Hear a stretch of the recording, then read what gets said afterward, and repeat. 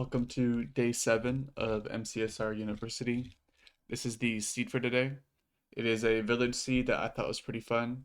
And if you want to get the most out of today's lesson, I'd recommend running it yourself first. And then after, I will show my run along with an analysis at the end.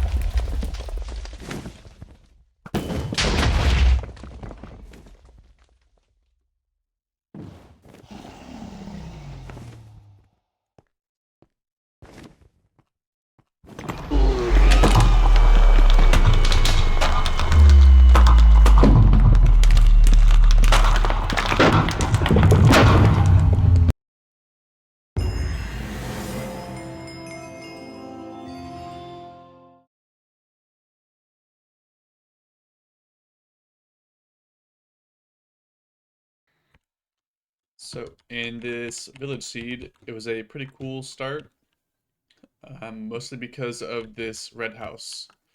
It does have a bucket in it. This red house is really cool because of how like easy it is to identify. It's the only kind of house that looks like this, only red house, and it can have a bucket. There is a house over here that also has a bucket in it. This doesn't save as much time as it could because you already have enough iron in this chest, but it does let you make a iron axe, which is nice, obviously, because you can mine the wood faster and you don't have to mine down for stone. You do kind of have to make a decision though on your shovel. You don't really want to be mining down for one cobblestone. I end up going over to the wall to get my cobblestone, but I think the best play is to just make a wood shovel. With average luck, you only lose 2 seconds uh, mining flint or mining for flint with a wood shovel compared to a stone shovel. And it just takes longer than 2 seconds to get a stone shovel, so it just would have been faster to make it a wood shovel. But me and my opponent do enter like around the same time. This lava pool you can see as you're running over to the village. And terrain is it's a little far, but pretty easy just to go the best way. You can just kind of tell that it's that direction. It's just the obvious path to go. Nothing else looks good. And right as you're getting to the bastion, you can see the fortress on the left. I think I do see it, but I just forget where it is, so I end up scanning for it again later. Um, but you know it's housing. You can see the manhunt chest. I think you can see me looking for it, but it is wet, wet manhunt or wet housing. So I don't go for manhunt. I go for top down. And roaster route's pretty easy, or it's just a housing route. But after you trade all your gold, you get 19 obsidian. So you have a couple choices. It is a really bad home portal seed, so you don't want to do that. You can get more obsidian from the center. What I do, I think is the best play though, is to get the gold in here. There is 15, and just trade for your one more obsidian that you need. My opponent doesn't go for it. I think he doesn't realize that he has 19 obsidian and leaves and comes back again later. So I don't know it, but I'm in a pretty big lead. Um, we both get to this spawner, kill the first wave, and then go to the other spawner. Both blaze bedding, we get really good rates, so I don't end up having time to pre-craft.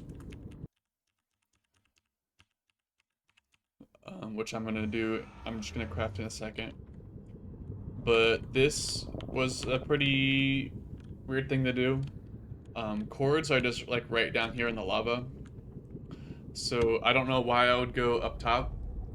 Um, you just want to be like at like Y level 40, so just being low would be good, especially when it's this close. But I do pre-craft, make some gold pickaxes, so it's not as bad as it could have been. And at this point, the nav in the stronghold was kind of hard, but my opponent, since he went back to the bastion to get his obsidian, he measured his eyes there and ended up in a different stronghold, which is pretty bad for me. It kind of just like I had such a big lead, and now this kind of opens up a chance for him to win. Like I could get an unlucky stronghold, he can get a good one. Uh, I think this kind of happens. I think my nav was pretty hard. I also Just have my items fly everywhere when I hunger reset. But I figure like it's gonna take him forever to get to the portal room. Um, Not realizing that he's at a different stronghold, so I take my time organizing my inventory and stuff. But he beats me to the end, and it comes down to the zero, where he pretty much just goes 99 and fails a zero. I go 95 and I finish there. So it's a close run all the way through. Pretty cool seed, but if you played the seed yourself, let me know what time you got. Let me know if you learned anything, and I'll see you in class tomorrow.